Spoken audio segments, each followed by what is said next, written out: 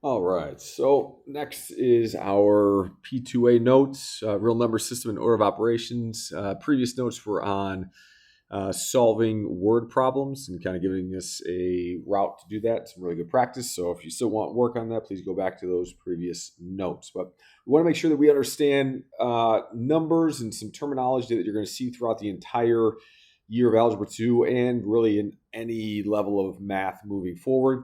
And so we're going to make sure we have that foundation down and talk about order of operations, something, again, that does not go away. And so some terms that you might see about classifying real numbers, right? You might call natural numbers. These can be called counting numbers, okay, or sometimes just known as positive integers. Okay, and so what do I mean? 1, 2, 3, etc. Okay.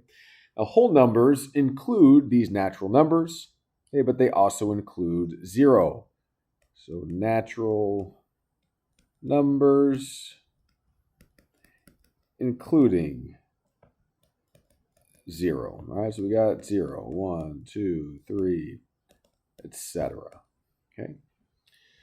Now, integers is a term you're going to see often. Okay, these are your natural numbers, 0 and also the negative integers, and you see that down below, -3, -2, -1, 0, 1, 2, 3, etc. Are examples of integers. So you're going to see that term a lot.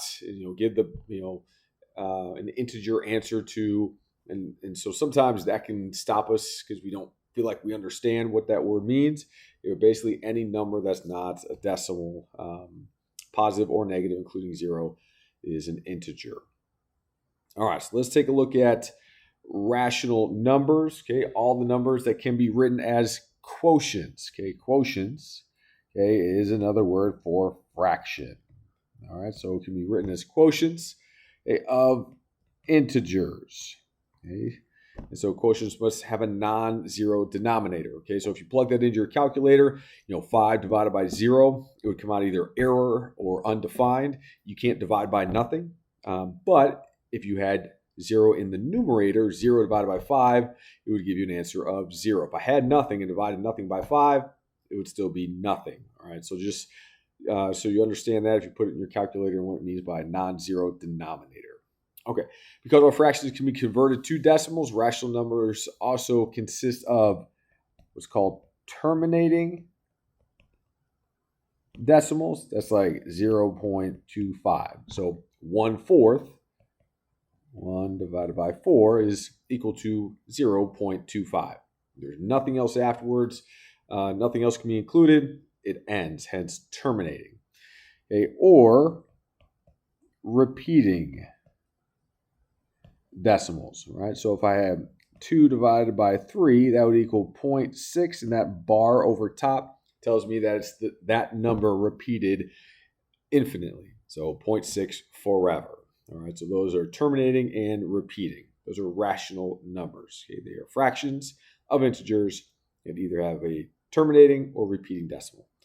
Now, irrational numbers, however, are kind of the opposite of that. Instead of terminating, they are non-terminating. It means that they will continue to go on forever, but they are also non-repeating. So it's not like the example of 2/3 above, where it's 0.6 repeating over and over and over again. You have things like pi. The value of pi goes on forever without repeating any. It's not that they don't repeat specific numbers, but no sequences that are the same. You have an example there below that there's a pattern to it, but it's not repeating. Okay, and then you have this term right here, or this expression there is known as a radical, okay, or square roots. And so square roots of non-perfect squares, okay, such as the square root of 3. Okay, or you have something like the square root of 500 actually equals 10 square root 5. We haven't gotten to how to simplify radicals yet, but it's a non-perfect square, meaning like square root of 9 the answer is 3. Square root of 16, the answer is 4. The square root of 25, the answer is 5. That's known as a perfect square. Square root of 3, square root of 7, square root of 11, square root of 13, prime numbers really, and then others as well do not have perfect squares. All right, so those are known as irrational numbers. So take a minute and see if you can categorize these 4 different numbers into which set they belong, or the ones we just talked about. Pause the video if you want to try them out first. I'm going to go ahead and move forward. So the number 4, okay, that is a natural number. Okay, it's a positive integer. It's also a whole number. It's also, as all of these are, real numbers. It's also a rational number, and it's also an integer. So a lot of different categories. Okay, all of these are still considered real numbers, because we're talking about real numbers. And as just a example, where'd that go? Oh, right there. Okay, so this big circle is all real numbers, and everything we've talked about are included in that. Okay, and so the reason why irrational numbers is out there to the right is because those irrational numbers don't qualify as any of these other types except real numbers. So an irrational number is just an irrational number, also under the large umbrella of real numbers. But these other ones, you're going to have rational numbers that are also integers, that are also whole numbers, that are also natural numbers. But you also have some unique that are kind of the own category of just a rational number. And so that's what makes these things a little bit different. All right. So like I just said, those are all real, but this one is also, since it's a radical 7, and that's as simplified as you can really get it, it's an irrational number, non-repeating, non-terminating. All right. Then you also have a fraction here that is repeating, and so those are your rational numbers. Okay. And so then you also have negative, but you also have the repeating. This is also a rational number. All right, so hopefully that kind of makes sense about what category some of these different numbers are. All right, everyone's favorite order of operations, right? So you see PEMDAS, P-E-M-D-A-S, okay, is a acronym to remember it. And so sometimes people say, oh, remember it using this. Please excuse my dear Aunt Sally, right? So if you look at the first word, we got PEMDAS, right? It's just a little mnemonic device that can be helpful to remember. Please excuse my dear Aunt Sally. And so what do these things mean? P is for parentheses. All right, so I need to do the parentheses first. Next is exponents. Okay, so when I square something or to the third power, I need to do those things next. Next, I got multiplication or division. Okay, it's not that you always do multiplication first, then you do division. Either one in order, okay, from left to right, you do. All right, so sometimes this acronym gets people confused that they feel like they have to do multiplication first. That is not true. It's multiplication or division first from left to right. Similarly, addition and subtraction. Okay, we do it in this order and then from left to right. Okay, addition or subtraction. Okay, so those are grouped together. It's not one or the other. Okay, so if I had this example on here, it had brackets, it's a bad bracket. A 1/2, 3 plus 9 minus 5 squared minus 2. Okay, so take a minute and try doing that according to order of operations and see what you get. All right, so let's simplify this, and you do things stepwise. In the math, you always want to show the steps and write it out. Don't skip them. Don't combine them. Do one at a time and rewrite it. The time you take to do it is worth it. All right, so I have 1/2, 3 plus 9, that's parentheses, is equal to 12, minus 5, squared minus 2 times 7. All right, so then I do what's inside. Brackets and parentheses are really, they're similar in terms of how we approach it. They're pretty much approach them the same way.